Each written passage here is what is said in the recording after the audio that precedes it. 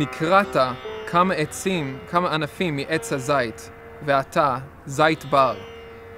והרכבת במקומם, ושטפת בשורש העץ, ובשלדו.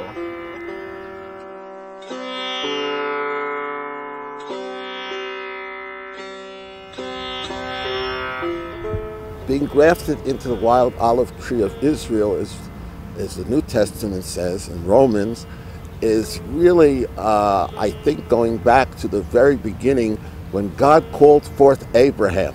When God called forth Abraham, he created him, he called him forth to create a nation. Through him, through his descendants, there would be a nation. But that nation was not chosen solely to discard all of humanity. With the calling to Abraham, God said, in you all nations would be blessed. The blessing would come through Abraham and his seed to all nations. So the nations were also sort of in that call to Abraham to be blessed, but through Abraham and his seed. Now, we see that at the Exodus of Egypt, God originally gave this promise to Abraham when he had this vision, and God said to him then that his descendants would be taken to a land that wasn't theirs, and they would be enslaved. And then after all this suffering in this land, they would go out with a great treasure. And that was what God told Abraham way back then. At the time of the Exodus, the promise was only given to Abraham and his seed that they would be taken out of Egypt, which they were. But when that happened, there were people in Egypt, which this Bible calls the mixed multitude. These were Gentiles, these were slaves in Egypt because there were other nations and other peoples who were slaves as well.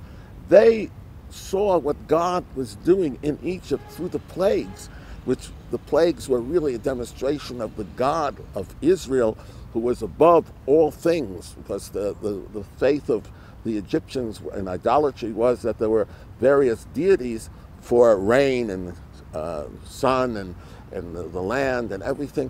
And here, through the plagues, God was demonstrating to a pagan world that he was master of all things.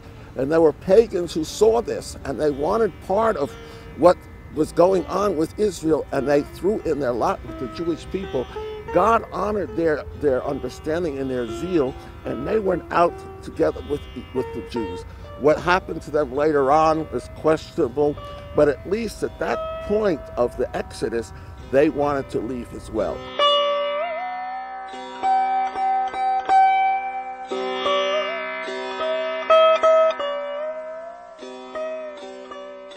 Here we have the general concept that nations who are far from the promises that the Old Testament gives to the Jewish people, but they are now able to partake of some of those promises.